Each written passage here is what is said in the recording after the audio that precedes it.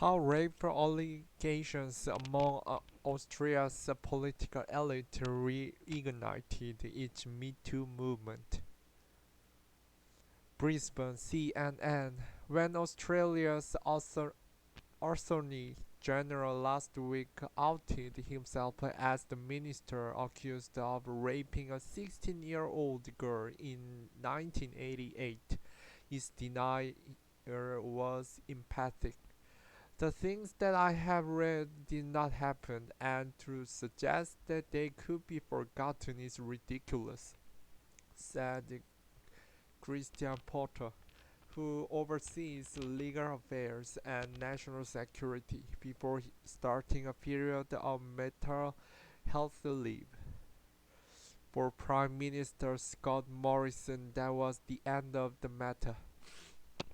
The alleged victim didn't file a police statement before he died, aged 49, last year. After police closed the case last week, citing a lack of admissible evidence, Morrison refused to order an independent inquiry into the allegations, which emerged after statements by the alleged victim were anonymously sent to the Prime Minister's office and two female politicians from other parties.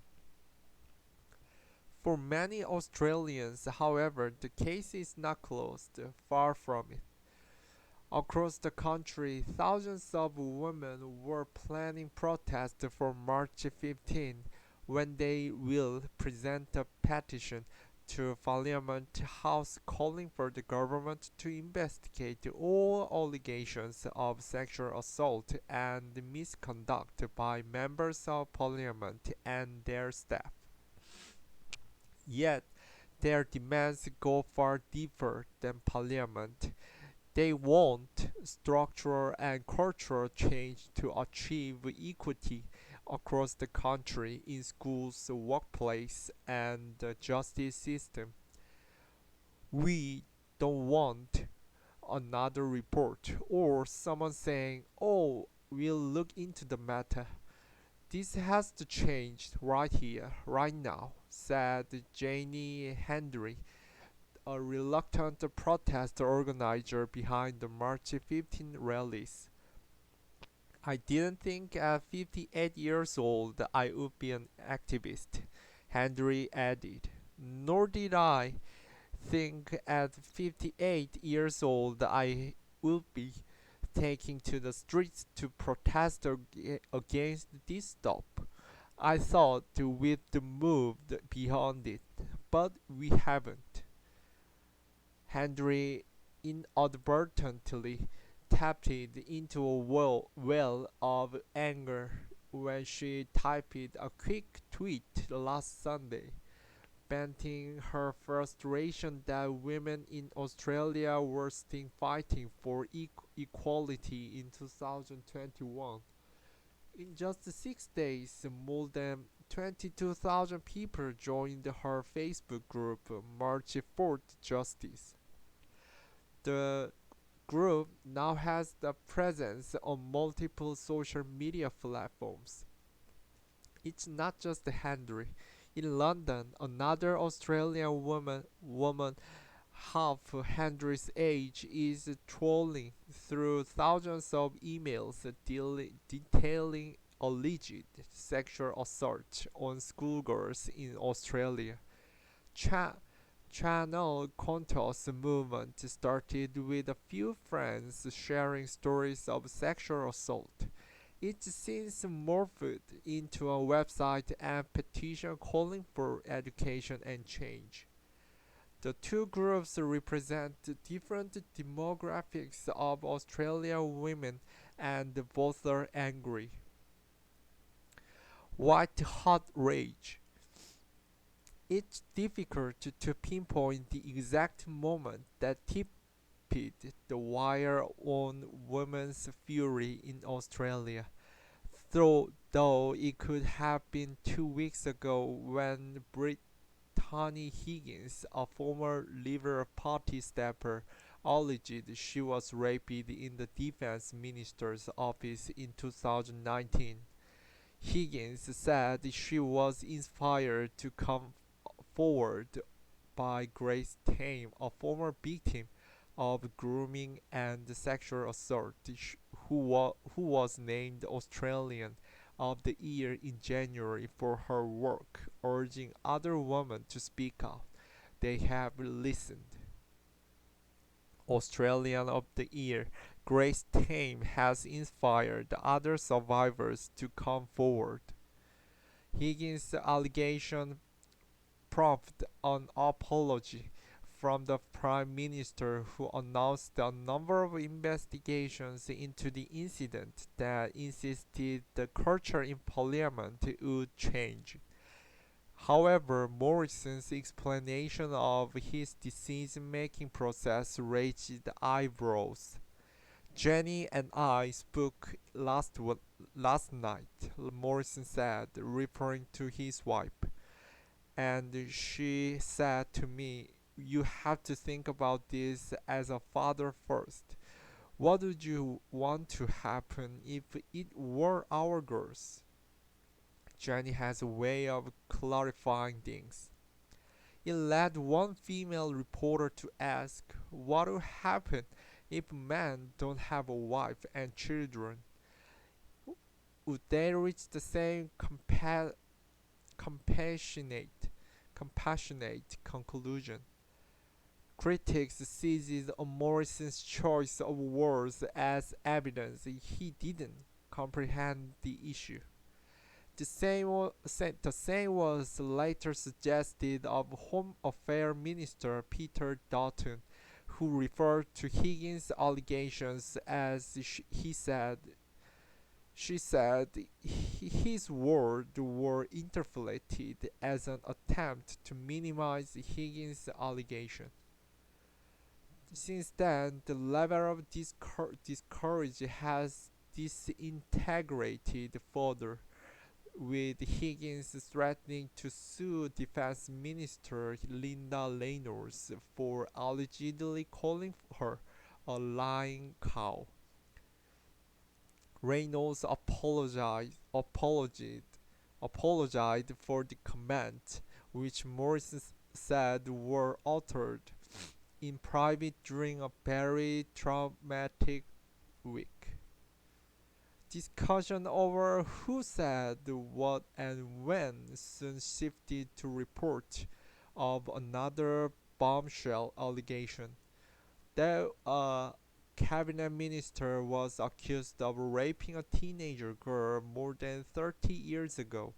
The woman wasn't alive to tell her story, but her friends sent documents, including all the excerpts of the woman's diary, to the Prime Minister and senators from rival parties.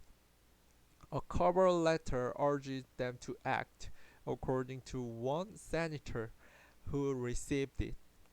Morrison waited 3 days to respond amid amid public speculation on whether he should sack or suspend the minister, perhaps during an independent investigation.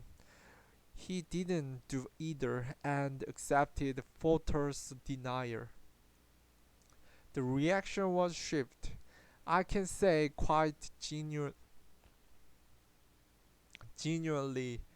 that I have never felt the outpouring of white-hot rage from as many women, but also actually quite a few men as I have in the last 24 hours, said George Dent, executive director of the Parenthood, a non-profit group for parents, on Tuesday. The idea that they can carry on with business as usual is completely untenable. Australia's Attorney General Christine Porter faced the press on March 3rd. It starts in school. Australia didn't have a Me Too movement as women around the globe shared stories of sexual abuse in 2017, but it was severely curtailed, curtailed by the country's strict defamation laws. Under Australian law, accusers have to prove their claim is true.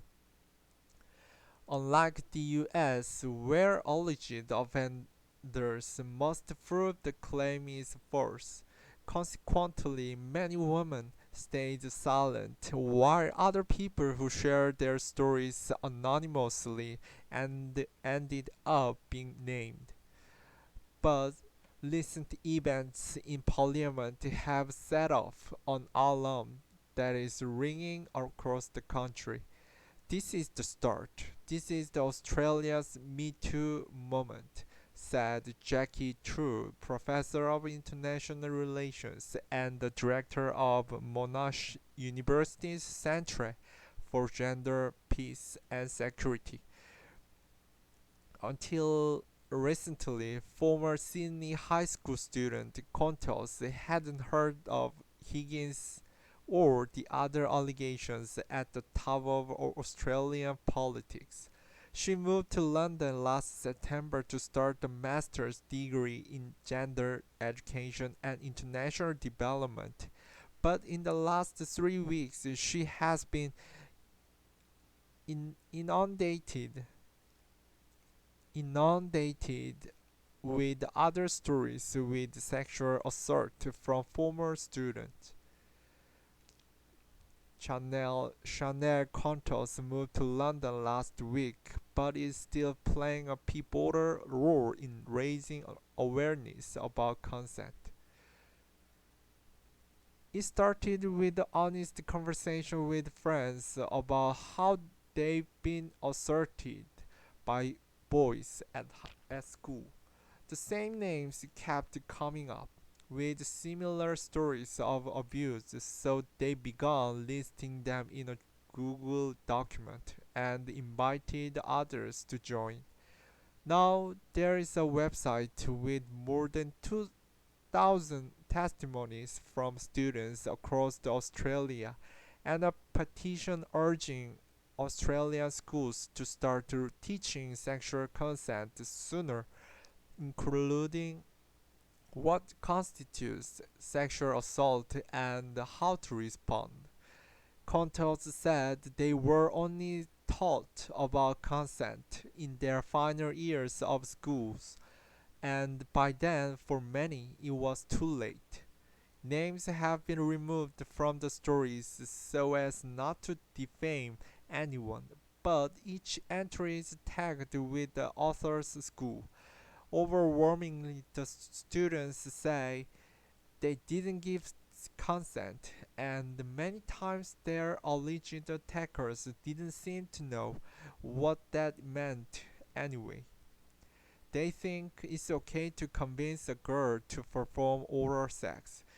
They think it's okay to push her head down slightly, said Contos.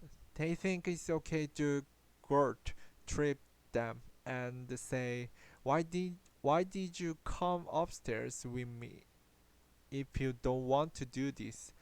They think it's okay to get a girl really drunk on purpose and have sex with them. They think it's okay to walk in on their friends doing sexual things and laugh and take photos. It's not okay, but they think it's okay because it's what everyone does and it's what seems normal. Contos doesn't know Henry, the March 15 protest organizer, but Henry has heard about Contos' campaign. Jane Henry started the movement with an angry tweet on Sunday. The stuff that Chanel is uncovering is testament to the fact that misogyny is alive and well, and we need to knock it on its head, Henry said. Contos met with the head teachers of 9 schools last week to teach them how to talk to their students. On Friday, the New South Wales Police announced it was working with school administrators to address the issue of sexual violence in schools across the state. Equality gap. Australia is considered a wealthy country. Till the coronavirus pandemic hit, its economy had been expanding for nearly 30 years, driven largely by the export of resources to China. However, its increasing wealth hasn't translated to greater gender parity. Between 2006 to 2020, Australia's place on the World Economic Forum's Global Gender Gap Index dropped from 15 to 44. While the country scores highly for access to education for girls and women, they were not reaching parliament and boardrooms in the same numbers as men.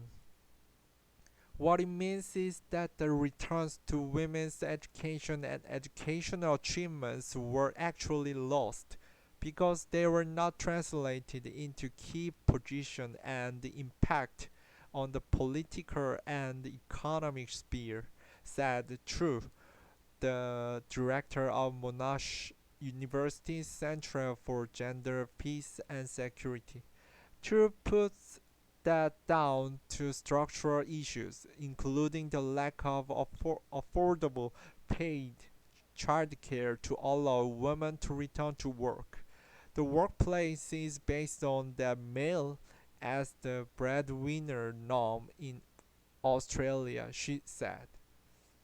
Even during the pandemic, when one or both partners with children had to work from home, most women took on the main role as care.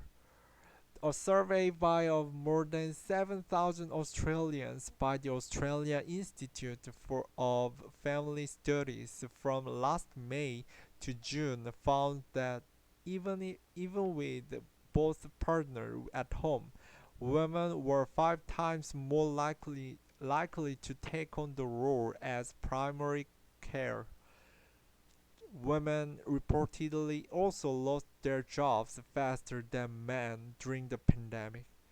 According to government figures from February 2021, fewer Australian women work full-time than men, though they fill more part-time roles.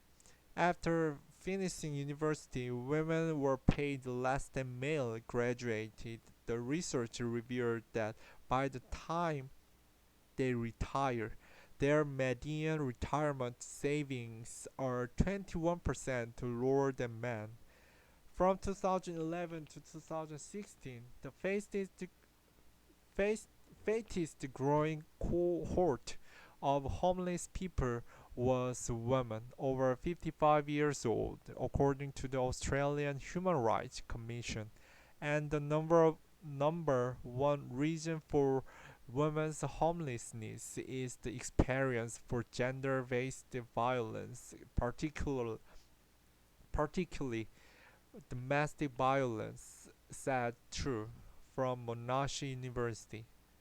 So far this year, 6 women have died due to family violence, according to the Counting Deaths Women Project, run by women's advocacy group Destroy the Joint.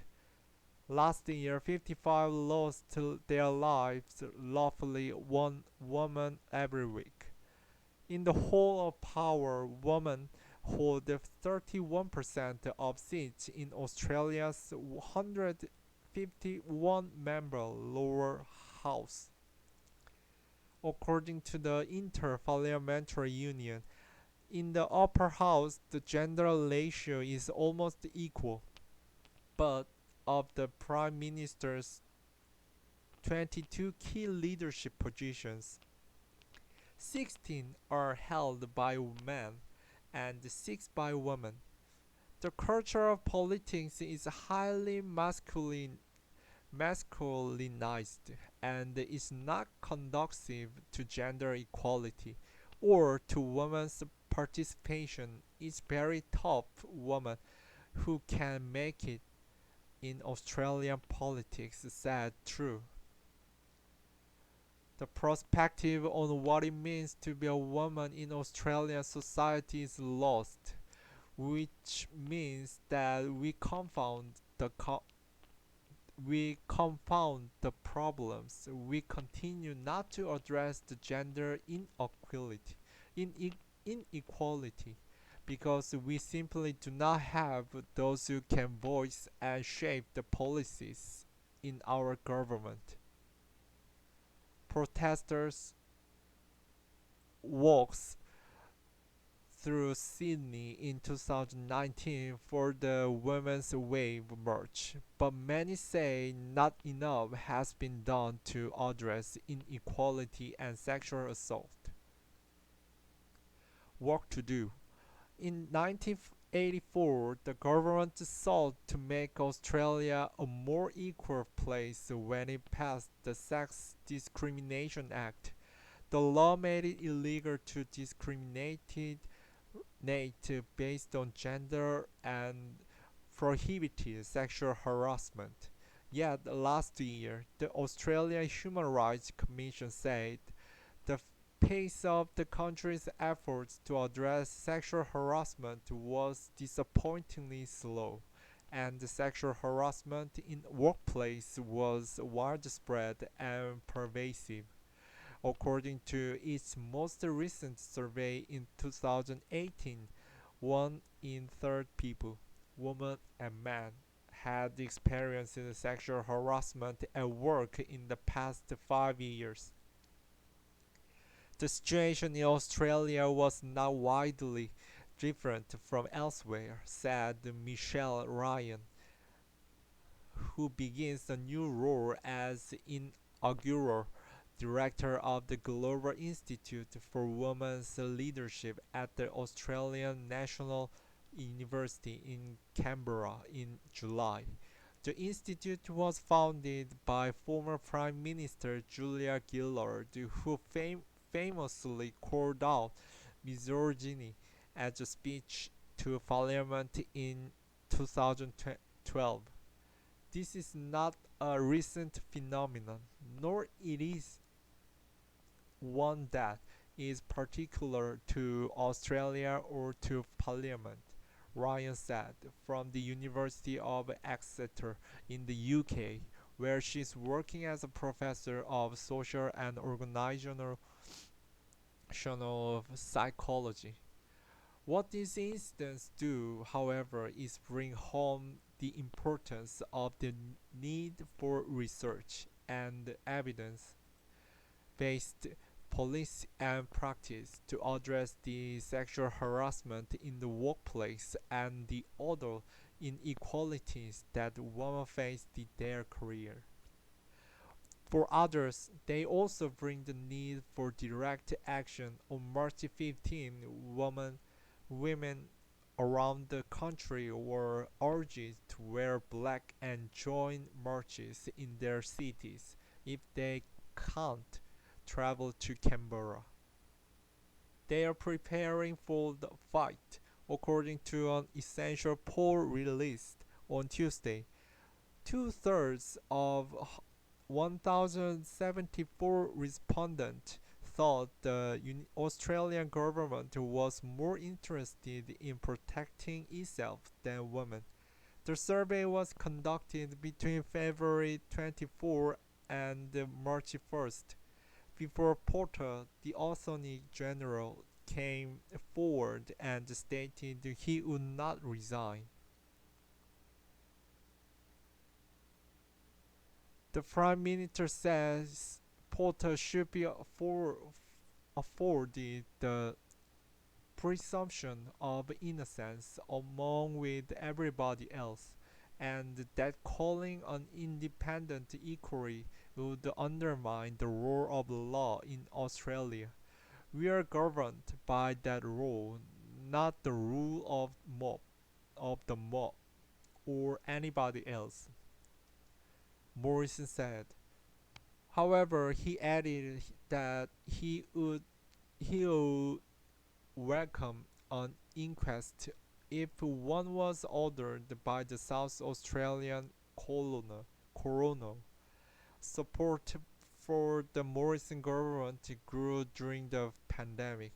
The country has recorded fewer than 1,000 COVID-19 deaths and vaccines were being rolled out.